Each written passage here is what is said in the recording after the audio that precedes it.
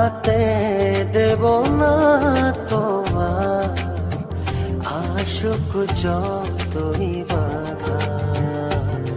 যতনে রেখেছি তোমায় মনের মনে কোঠায়, কখনো ভুলো না আমায়। ভালোবাসি তোমায়, ভালোবেসে যাব জনম জনমে সাথী হব।